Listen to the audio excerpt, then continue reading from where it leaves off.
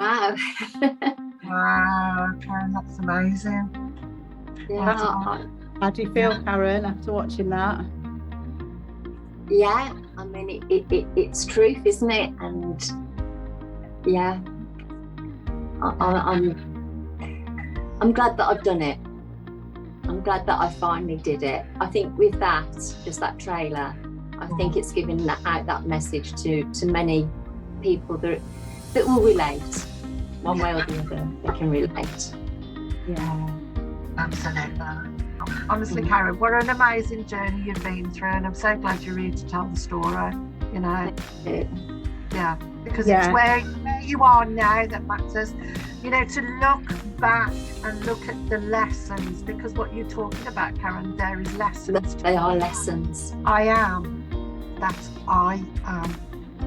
And this journey of yours is about finding you, finding Karen, not who Karen became. The journey started when you started the inner work of who am I? Yeah.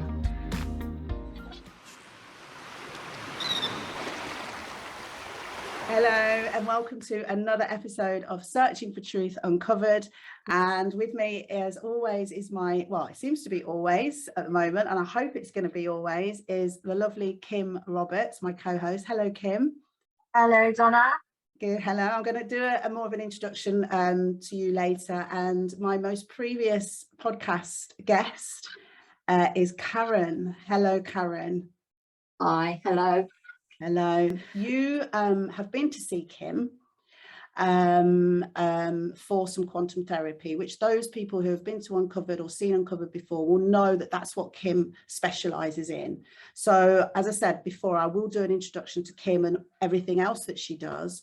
But I just want to talk to you about the interview itself. So obviously it was a week or so ago. You sat with me. I know you were very nervous at the start. I felt that you started to relax. I don't want to put words into your mouth, but I felt that you were starting to relax. And certainly by the end of it, I think we could have gone on for actually a lot longer. Would you agree? By the time we got going? Yeah. I mean, obviously it's a podcast, and sort of speaking out really is quite new for me. So it was a little bit nervous. I was nervous to begin with. But once we got into the flow of things, I think it was, it came out as it should do. Yeah, and it's lovely because there were a few things that got in the way of us actually doing the interview to begin with. I had to cancel for whatever reason, and then you had to. And all of these things can build up apprehension and in some cases can actually stop you from doing it. Thankfully that didn't happen. I just want to talk to you a little bit. We're going to share some of the trailer today, which I know I don't know, you can tell me. How are you feeling about seeing the interview? Yeah, I'm quite excited actually. I mean, I don't like looking at myself, but I just really want to see how it's come over, how it's sort of, what it portrays and how it comes over. So I'm excited to see that. Yeah, and can I just ask you, because I always ask the guests this at the beginning, how did it feel afterwards? So after we said goodbye and we parted our ways and you went off, what was that like for you, Karen? I did feel emotionally drained.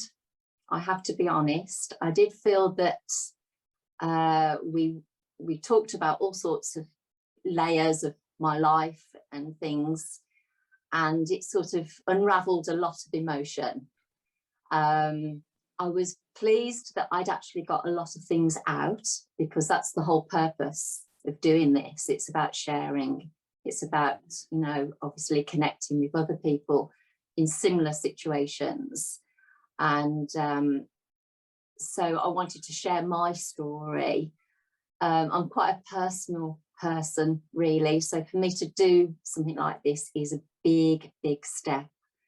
And as you say, because before we actually did the podcast, there'd been many occasions where for one reason or another we couldn't do it. And that comes into play when you think, well, maybe it's not meant to happen. Am I meant to do this? But really and truly, I do feel that when we go through things in life, there is a reason behind it.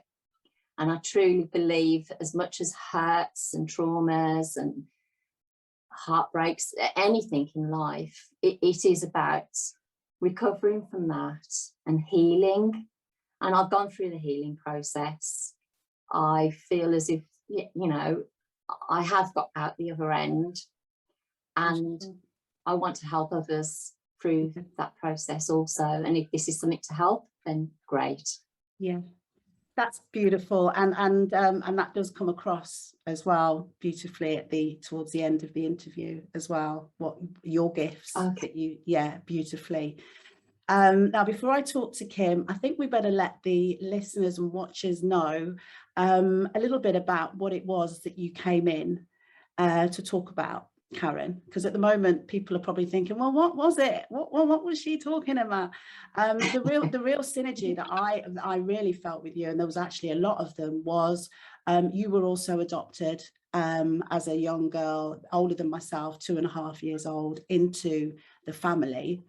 And I felt a huge, and still do feel a huge connection with your childhood with regards to that sense of not feeling like you belonged as a child. And that's huge. And I'm sure we'll talk to Kim about that disconnection from our birth mothers from such a young age. Was a big part of is a big part of your story, but also what comes into play, and I won't say too much because you'll see it on the trailer, and I'm sure it will come out in bits in this episode, but was the catastrophic traumatic events that occurred throughout your childhood, teenage years, and then into your young adulthood, likely because of that instability, that occurrence of what happened when you were 2.5. I mean, Kim, I'm sure. So Kim, I'll introduce you. I'm sure I'll get around one day doing this Uncovered so well and professional, and I'll have done this already. But Kim, you are, you've been with me many weeks now. It's my pleasure to have you here every single time. Your expertise, you're a specialist in energy, and I think that is really what I'm drawn to you about, if I'm honest, because the energy is everything. We are energy. You're an NLP master practitioner, mindfulness, energy worker, quantum therapy, and anything and everything else that's required, I think, to help clients get through the sorts of things that we're talking about with Karen and with all of the guests, and pretty much probably everyone that comes to see me. So yeah, I know you haven't said anything yet, so what are your thoughts? I mean, it's fundamental, isn't it, that naught, perhaps even before that, when you're in the womb, to, I know you've said 0 to 7, but it's so important, isn't it, that yeah, absolutely. You know, 2.5 is such a delicate age, isn't it? And you know, there's evidence to suggest that 16 weeks in the womb, I think I've mentioned this on another podcast, a child, unborn child, will pick up factors from its environment as well as whatever the mother is experiencing, feeling, be that positive or be that negative. The actual birth also is a trauma. I think birth in itself is a trauma, and how we are birthed into the earth is, you know, is something to, nobody talks about it unless you've actually had therapy for a traumatic birth. But then, you know, we're born and we are reliant on our primary caregivers to give us the support, the love, the protection. And how vulnerable are we when we are born, you know, to be so reliant? That just brings up an emotional response straight away, doesn't it? You know, being so vulnerable. So to get to 1, but to get to 2, and then 2.5, you know, through the 5 senses. I think in some ways, I was going to say, Kim, in some ways, Karen, I mean, for myself, I was adopted at 3 months. So I'm now starting to think maybe there is some impact there, but obviously consciously I can't remember. Now I know you said the same, Karen, you can't actually remember, but you did say to me over a phone call that certain memories have started to come back now that you've revisited that. But what I was going to say is, actually, I think 2.5 is a very, very difficult age to be separated from what you know, whatever's going on. You separated at 2.5. You're aware, you're talking, you're saying a few words, you're walking. Yeah. So we've got two factors there. So we've got separation, attachment, and then what I was about to say was from the ages of 0 to 7, you'll hear me say this all the time, because this is what, you know, the foundation of everybody's life is based on those first 7 years of your life and the information that you're taking through the 5 senses. So, you know what, Karen, whatever life was like for you in those early years, you will have formed belief systems already. So then, so then the actual event of being adopted within the family and what that must have felt like, whether you're conscious of it or not, is deeply ingrained into the unconscious mind. So if we start off in life with, you know, separation anxiety or separation attachments rather, that can unfold into attracting a cycle of events, you know, looking for love maybe in all the wrong places, or attracting certain people into our lives, do you know what I mean, that really don't, you know, don't have our best interest, but you don't know that at all, you know. But what's really refreshing is just listening to the, you know, you saying that you know, you've come out the other end, and it's amazing. It's amazing that you are. I haven't watched a video yet, Karen, so I don't know. Okay, so it's going to be the first for yourself as well. It is. I'm looking forward to it. But also I wanted to say, so obviously I've done a lot of podcasts, or a few podcasts around adoption, because that's a big area of my story. And I've also done podcasts around child abuse, sexual abuse, because that's also a part of my story. And I've done podcasts about other things, because it's domestic violence, because that's a part of my story. But the fundamental beginning was the adoption. Yeah. And I wonder sometimes how much of these other traumatic events occurred because of that first one, you know, because like you, and I'm putting your trailer together, and there's so many layers, and I've chosen, certainly for this, and whether it be the one that goes out and we can talk about it, I'm focusing a lot on the adoption and the finding your birth mother, because that's huge. I know it worked out the way it did, and people will find out, but for you, that is huge, isn't it? For anyone that has had that separate, whatever the circumstances are, as long as you are whole enough to cope with whatever comes your way, and you just had a daughter, so you were like, and I think that's what happens when you adopted and you have a child of your own. You then really start, if you haven't already, questioning, how could anyone give a baby away? Absolutely. Yeah. And that's what led me to look for my mum, because I'd only ever heard negative things about her. I never really knew the full story. And becoming a mum myself, I needed to have, you know, answers and forgiveness as well. I really needed to try and see what the truth was for me.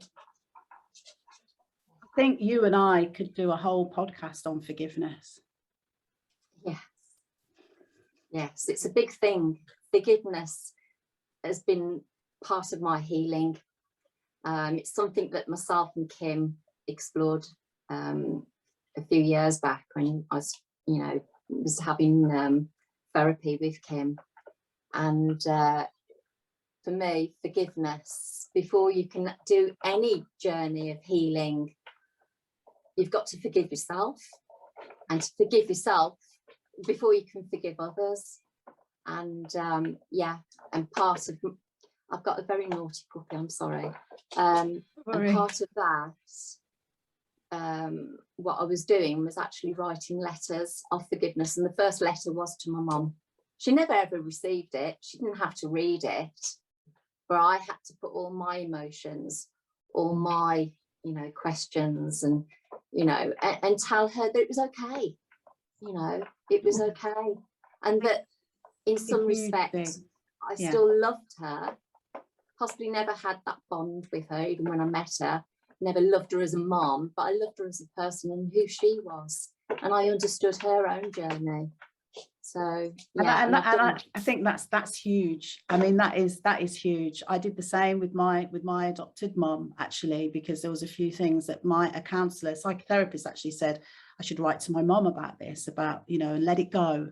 And when I spoke to my adopted mom, she was deeply sorry. But what I found out in that meeting was something I never knew about her own childhood. And that she used to get locked up under the stairs. She was frightened of the dark, and things were so taboo, and she didn't know how to deal with certain things. And it was only through really sitting down with her and realizing her perspective, just like with you're coming from that place of understanding. And I think we have to forgive. We have to see a bigger picture, or if not, the forgiveness allows us to see more. It opens up, doesn't it? Whereas when you're not forgiving, everything's closed up and tight, and you know, and fearful or whatever. But when you start to forgive, you can let go. Like writing a letter, like I did that to my birth mum, the same. And the next morning, it felt like a huge weight had been lifted from me, from just the act of releasing what was going on out on paper. So anyone watching this and listening to this, it really is, I vouch for it. Obviously you spoke with Kim about it, so Kim obviously really pushes it. We've never really spoken about this side of work before, Kim, but it's powerful, isn't it? Absolutely. And it's not until you actually use pen and paper or voice recorder that you know what's on the inside of you, how deep, what your thoughts, your feelings, where it comes from, you know, that cry from the soul to understand. And it's deep. It's a very, very deep, you know, trauma's trauma, and there's no quick fixes. I just want to say there isn't any. It's a journey. Within the podcast, we've talked about fibromyalgia, which is something which is, it's just, I mean, I'd never heard of it 5 years ago. You did touch on something really crucial, I think, in the interview, actually, Karen, about it being broken. You felt it was the result of being broken. Yes. Yeah, and Kim, I know you've done some marvelous work with fibromyalgia within your clinic, your therapy, haven't you? Absolutely.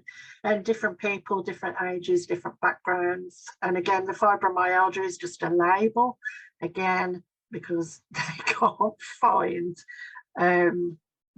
a cause as such. But you know, as spiritual beings, we've got to go back to who we are. You know, it's not so much psychological. It is the mind, the body are connected. And when the body goes through trauma, when we've been through abuse, rejection, abandonment, you know, bullying, divorce, whatever it might be, the body keeps score. You mentioned earlier about, you know, the starting of the trauma probably was from adoption, but I would probably say the fibromyalgia probably goes back generational. In the energy field of a soul, you've got the layers. You've got the physical layer, the emotional layer, the physical layer, and you've also got the karmic layer, which is usually where we store our karmic traumas. So whether that is personal, like, you know, or whether that is generational, because, you know, intergenerational trauma also is kind of, I mean, Karen, do you remember mentioning about maybe past lives? And do you remember we talked about the Jews? And Yes. yeah, and I see that when I see you, I always think of that. So I think it, you know, it isn't, again, just a quick fix, you know. So for some people who have quantum therapy, they've had amazing transformation when, you know, they've gone away healed, whereas other people, it hasn't. It's a progression because of the layers and the depths and the realizations too. A bit like, you know, with the writing, for example, you don't know what's on the inside of you till you start writing. Sometimes you don't until something triggers something, and then all of a sudden something else comes to mind. Energy will only clear what we allow ourselves to let go of, and sometimes we're not aware of that. And I know that Karen has sort of channeled her healing into her artwork and other things as well, such as mindfulness. And so in that, you would not be doing that. One, the mindfulness, yes, coming into you know, the present moment, because we have to be in the present moment in order to heal from the past. When we are in the past, or we're in the future, we're in time. But when we're not in time is when we are in the present moment, and it's only then sometimes, you know, the memories will pop up, and whether it's through a smell or whether it's through a stroke on the brush, and it just triggers something, you know. So I believe that, you know, fibromyalgia definitely is the holding of trauma, and I can't honestly say we can say one person is the same as another, because each person's journey is key to them. Okay, so it's not about holding on to unforgiveness, it's more like unlocking the freeze. Okay, so if you think about trauma and you think about the freeze, okay, so, you know, anxiety, you've got the freeze moment, fright or flight, you freeze on the spot. So what you're doing is that stuck energy. The stuck energy resides in the physical body. I mean, at the same time as well, we also have to look at, you know, the physical aspects, do you know what I mean, of ruling out other things as well.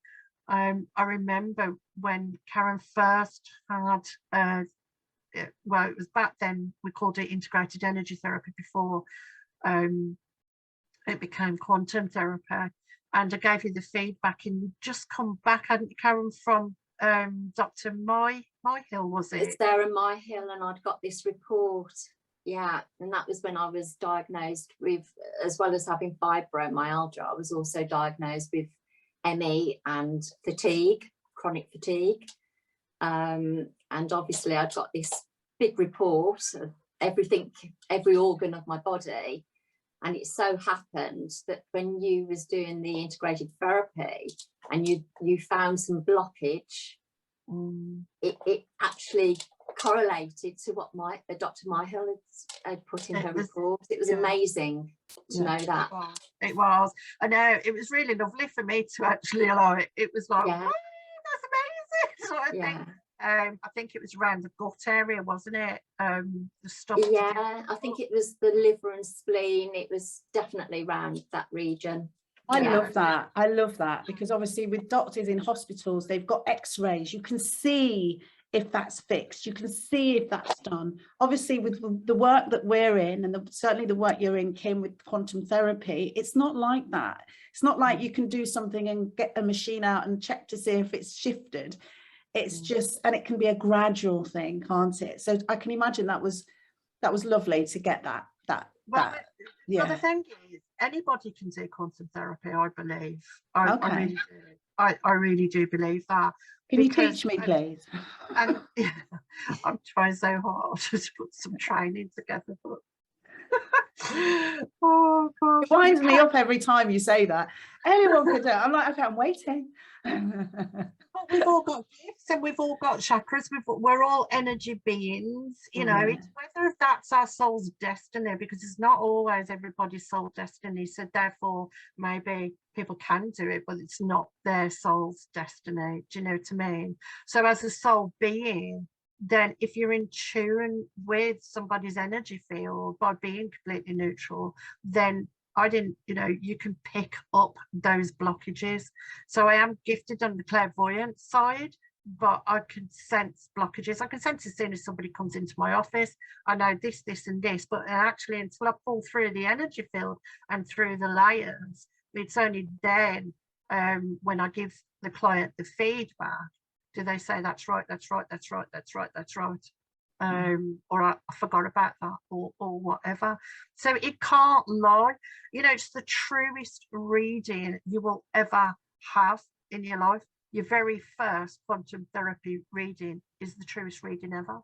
And again, in quantum therapy, I only ever give one feedback because you don't need it. Because, okay, so going back to trauma just for a moment there, the energy field is vital because it carries the imprints of this lifetime, past lifetimes, and intergenerational.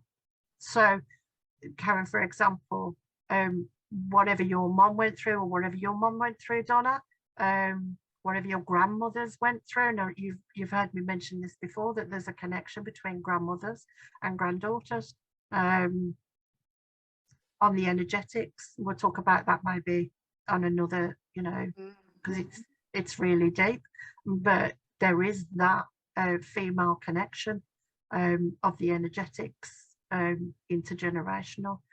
That's why it's good to know where you've come from. But we're not all privileged to that, are we? So, you know, yeah. I was just going to mention also with energy work, the EFT, emotional freedom. When I trained up in the matrix re-imprint, for example, it's important to know, and this is what I want to say to you about, there's no quick fixes for trauma. There is for some, it's miraculous and that's it, because nobody comes across my path unless they're meant to. So they've come for that and they've got that because it was the right time for them. However, somebody else's journey, like I said, can be extended because there's other things that need to, or the person needs growth, like you've grown into your artwork, Karen. It's very good, and you've grown into mindfulness and you practice that, you know what I mean, and you are becoming a more complete person, if not, you know, and that's where we're all evolving to. We're all finding or trying to search for those freckles, those broken soul parts, because what happens when a child has gone through trauma, they go into that freeze and it's almost like there's a part missing, which you hear a lot of people say, you know, I know I'm here to do more than, because there's a part of you missing, or you're searching for a part of yourself, you know, or the part of you is frozen. It's like, I love that. I've spoke to somebody else, I think I told you about the frozen baby, which all came about from a wounded abandonment frozen baby. And I can really, in my mind's eye, I can relate to that actually, and I feel that part of me that was frozen is actually starting to thaw like massively now, you know, the knowledge of it, stepping into that widening my perspective of the wounded baby just steps you even deeper into this knowing and ultimately finding yourself. And the one thing I love, and hopefully will give encourage others to keep going on this journey, is regardless of what you find, you know, if ultimately you're finding yourself along the way, the pain will ease because you become more whole in yourself. So you're not trying to fill a hole anymore or fill a gap so much. And I sense that from you when you, you know, when you saw your birth, when you made that decision, Karen, you were coming from a much more mature place than what you would have been if you tried to contact her at, let's say, 19. Can you imagine what the difference would have been? It would have been a big difference. Yeah, and I'm hoping this can sort of encourage that sort of hope to not it's not about finding, go and find all your family, but it's for some people, in order to find yourself, like what Kim said, it is really deepening and beautiful to find out about your ancestors. And I think the more you open up to this, the more these things come to you naturally, because they're not forced, they're there. Like you say, I think the grandmother is there, the spirit of the grandmother is there, and it's about us just knowing that and being open to that. Yeah, it has to be natural. And like Kim said, you know, it's that part of you that's missing, or that part of you in childhood that's been broken. And as a child, you don't know what to look for. You can't put your finger on it because you've not got the experience of life to actually identify with what's been missing or what's lost. Yeah, I grieved in some respect for my mum. I cried apparently for years and years and years for her. But, you know, I had to console myself, because as much as my nan may have loved me and kept saying, oh, but I'm here for you, I love you, I'm your new mom, it to me, that 2-year-old had something that was missing, something that was broken, something that was taken from her. And yeah, so it's been a journey through. I think that frustration subconsciously stuck with me. And maybe that's what I was rebelling against, you know, resentful. It was, I needed to know my mother. I may not love her, I may not like her, but I needed to know her. And I think that was the start of trying to piece my life together, and from a fragmented childhood. So, yeah. Can I just say though, before, just to finish off the bit with the fibromyalgia there, because I was just about to say. Oh, did I take it off somewhere? Sorry, Kim. Sorry. It's fine. Because I just want to finish that off. Yeah, because please do. They might think, oh, what was she going to say next? Yeah. Okay. So, remember I was saying about taking information through the 5 senses. So the beauty of working with energy through EFT is the fact, especially through the matrix re-imprint, is that the imprint, okay, is moment by moment by moment by moment by moment by moment by moment by moment. So for example, you know, the child in the classroom who gets told to stand up and say their times tables and has an anxiety attack is not just only going to start being conscious of the fact that they've got to stand up, then they've got to speak. You remember, we're taking, like, how many is it, 1 million or how many millions of pieces of information we take it all at the same time. So you're going to see the look on the teacher's face, you're going to see taking the atmosphere, you're going to take in what other people are doing, laughing, whatever, I don't know. Do you know what I'm saying? So whatever is going on at the time of that traumatic moment, it's not just that we are dealing with. We are dealing with interlayers, moment by moment, through the 5 senses. What did I hear? What did I see? What did I smell? Do you know what I'm saying? So and this is why it can be complex. It's not complex for everybody, but it is complex for a lot of people.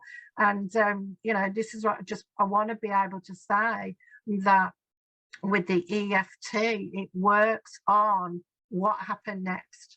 Okay, so you were hearing, then what did you say? Well, you can't remember maybe at 2.5, but it's all there.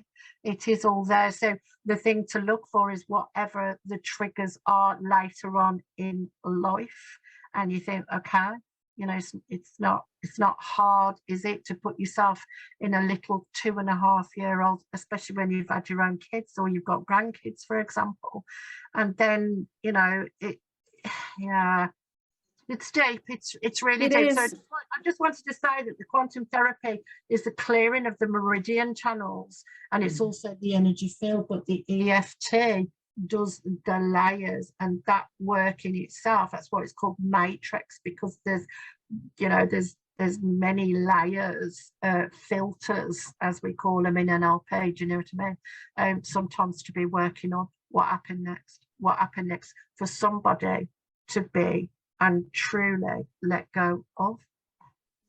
Yeah, thank you. Thanks for for getting that in there as well. And EFT, I am thinking I might go and study it. I do it, but I've not done the actual professional studies. But I do advise my clients to tap sometimes just in an area on here, and it can provide the most amazing relief for them, you know, when they're just feeling, you know, or even here, you know, or obviously, you know, and I know the benefits, but I've not trained in it. So yeah, thanks for bringing that in. Okay. Oh, so stick yourselves on to mute. I was born out of wedlock, so to speak. My mum and dad weren't married. I think it was only a short relationship they had, and we had to take into account that my dad was still a teenager and my mum was just under 20. She was 20 when she had me, and by the time I was 2.5, when everything had gone through legally, I went to live with my nan and my granddad, who I'd never seen, and two of her youngest children that were still at home, and at that time they were teenagers, 15 and 17. So your their son was your dad. How old was he at that point then? At that point he was 18 when I was born, so he was coming up to 20 when I went to live there. Is that he had got engaged with another lady that, you know, well, a young girl really. She didn't know about me, she didn't know I existed, but I thought he was just an uncle, you know, because the other two at home, they were seen as my aunt and uncles. I didn't understand the whole ceremony. I mean, obviously I used to cry endlessly for my mum.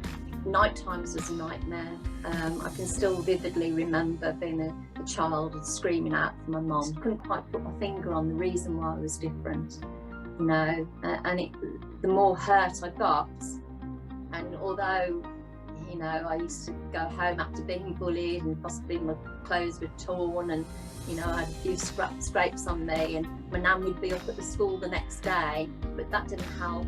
As much as she was helping me in the way that she could, she wasn't building me up to face the world, as cruel as the world could be. And I remember in the playground, I was just playing with my friend, you know, and she must, you know, tugging and chasing and goodness knows what, and I called her a little bastard, and quite oblivious to what I'd said, because that was the terminology that was used in the household towards me. We got married when I was 18, and I thought that was the best thing to ever happen, because I wasn't going to be living in sin as such. I wasn't going to be this, you know, I'd have my husband, I'd have my babies, and we'd be happy ever after. And unfortunately, I got caught up in a very abusive, very possessive, very traumatic time in my life, where, I didn't know how, again, I didn't know who to run to, I didn't know where to turn to, but I'd bitten off more than I could chew, basically, because he was just awful. I did feel that there was a void in my life.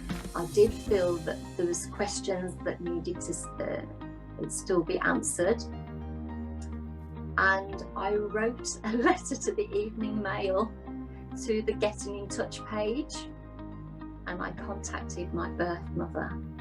I wanted so much, because I was a mum myself, I had this so much love that was, you know, wrapped around me and my baby, and all I wanted to know was, did she love me like that?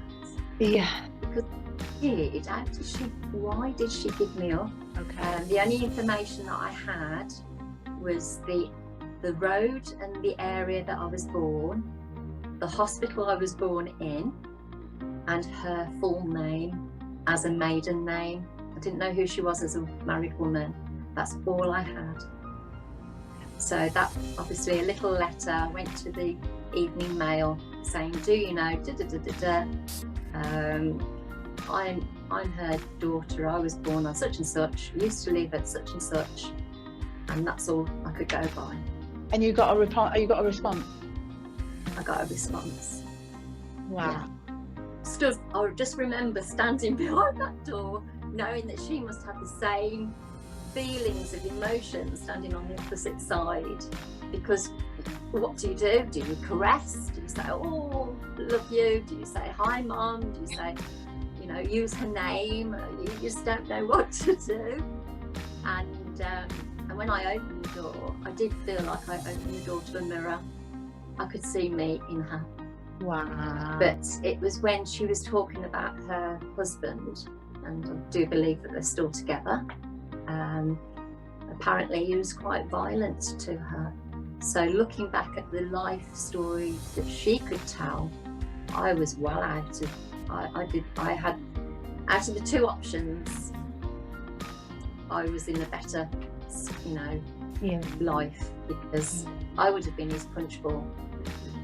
Life is hard, you know, whether you're adopted or not, life is difficult, and childhood traumas, you carry that, you know, it's the hidden stress that we carry, and it sometimes doesn't start to evolve and show its ugly head until you're actually in relationships yourself. Yeah. And I just feel that, yeah, I'm ready now to support and help others. Wow, Karen, that's amazing. Yeah, How do you feel, Karen, after watching that? yeah, I mean, it's truth, isn't it? And yeah, I'm glad that I've done it. I'm glad that I finally did it, because yeah, you know, I've yet to see the whole, but I think with that, just that trailer, I think it's given out that message to many people that will relate, one way or the other. They can relate. Yeah, absolutely. It's emotional, isn't it? It really is. But I think yes, definitely it will touch the lives of other people. There's no two ways about it. People need to hear that. You wasn't a mistake. No, but as a child, you believe you're a mistake. I know that I'm a mistake now, but as a child. Yeah, as a child, yeah, absolutely. And again, your soul's path. You could have done that route, but the universe had that route. And it could have been a completely different story if you'd have been on this route. But you were meant to go down that route, as hard as that is to hear, to come out, to be where you are today, because you've overcome so much. And there was many a road, as is put across in the interview itself, there was many a road that you thankfully didn't go down. Thankfully you knew, or there were guardian angels, or let's say God was there. And yeah, I just think it's wonderful where you are now, having done this interview and have this story. And I have no doubt that there's going to be many people that can relate to your story. And that's why I want to sort of hit on a few areas within the trailer, because you know, I want certain people to watch it, not just adoption, but to I think people in other areas will relate to your story in a big way. Yeah, I think anybody, as a young person, obviously I was seeking love. I wanted so much to have my own nuclear family. I was searching love from a very young age, and to get into a marriage myself by the time I left home at 17, got married by 18. I wasn't mature enough or had any life experiences to really get into a relationship with somebody that already came with baggage, you know. He obviously came from a very troubled childhood, and I think that's what drew us both together initially as teenagers, is because we seek solace in each other. You know, I had my resentments to my father, resentments and anger to, you know, not having a mom, and I think he had the same anger, but his anger obviously came out very much onto me physically as well as emotionally, being abusive. But we both were too young and we weren't equipped due to our upbringings. And so, yeah, I think where I'd gone wrong is gone into relationship after relationship after relationship, because I was seeking love. I wanted that security. I wanted my babies. I wanted to have my family. I wanted to be the protector. And yet I was still broken through this journey. And so, yeah, I wasn't quite armed with what I needed to be ready. And I think a lot of people do that. I think we, at a young age, we can think that we've found the right one so quickly because it all feels good. We do it on a feeling. That's another podcast in itself. Yeah. Isn't it? Relationships. And I've got a huge amount to say to that. Yeah. About that, you know. Testament for me, thankfully, I've been in now a long relationship, marriage, but I really hear and I know exactly what you're saying. It was a journey of searching for love, just searching for what I had no idea that there was any love inside myself. If anything, I was running away from myself. So any love that was there, which obviously there was and there always is, and I believe we're full of it, I was running away from where it was, searching for and actually finding someone who was also running away. So you get these two souls that are running away from something, anger, whatever it is, insecurity, and there you've got a lot of relationships out there today fueled from that, and fundamentally it's come from some broken something from childhood. Yeah, definitely. And the imprints in the energy field, so those broken bits, those broken parts, that broken soul keeps store in the energy field, which is what we call imprints. So until those are cleared, we attract more of the same thing. And I think what you do, Kim, the practical work, although it's very spiritual and energetic, it's practical work that you do works and shifts and makes a difference. But I also feel that perhaps just listening to you and becoming consciously aware of these imprints and the ancestral stuff that you talk about could be a real journey towards the healing, you know, being aware that actually this may not all be just me or just this. There's more layers going on here. It's not our fault. Our journey I know, but in our head we do beat ourselves up, don't we? I mean, you know, if we look at Karen said, you know, she was 18 when she got married, but Mom also had her when she was a kid, a young person. So there's your generational straight away. And then Mom ends up in a domestic violence situation. Karen went down the same road, and there's two generations. My birth mother passed away. She committed suicide. I didn't, but now I'm involved in this work. I can't help but look at how things, you know, may have turned out, you know, and I certainly felt some sort of demons and alcohol addictions that I feel, and we talked about this in the interview. Hopefully this is going to inspire people to watch this interview, because we talked about this foundation of love, because whilst you had that disconnect from your birth mother, you did have love from your nan and your granddad. You knew that they were oozing with love for you. And that, I can say this, not because I've read it in a book, but because I've felt it. That is massive. And it may be why and how you and I are talking together now. And on the journey that we've been on, coming through. Kim, you've said this a few times, it's not a breakdown, it's a breakthrough. You know, we're breaking through, and we're here and we're talking and we're helping others now.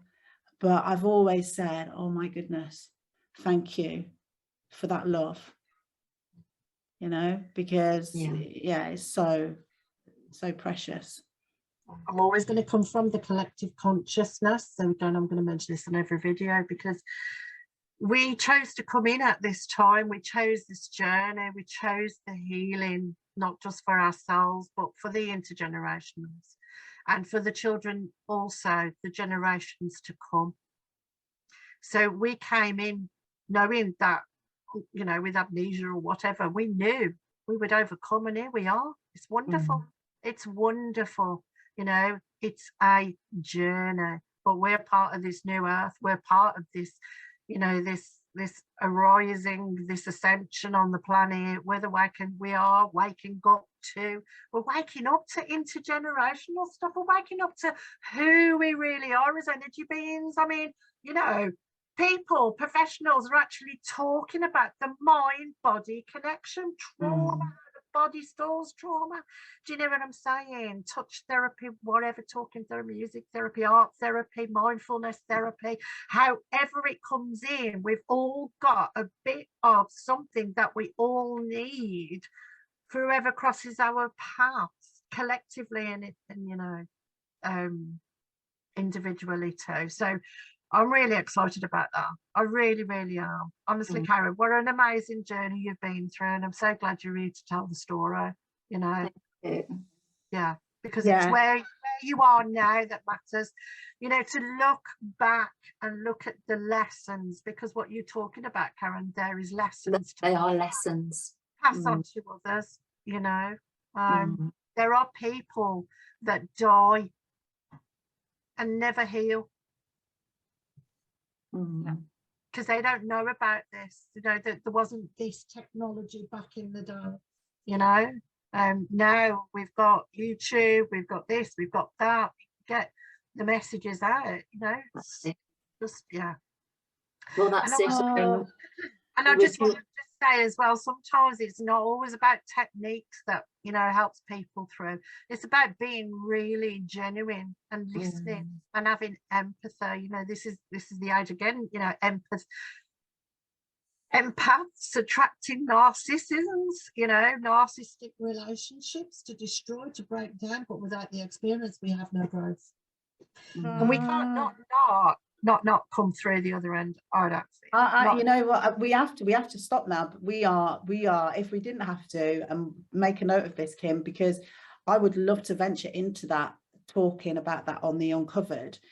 In that, you just said something there, and I was thinking about this a lot yesterday. When you are in this place of consciousness, I won't say higher or anything, but where I feel I'm heading, and I feel a lot of us are heading, is in where you can let things go, and it doesn't actually affect you what others around you are doing or saying, because do you know what I mean? It's like, I'm not putting it across very well, but I feel that's what it's about, because people are so reactive because of the pain and the brain. We're so reactive, and everybody else is, and it's just fueling all this energy.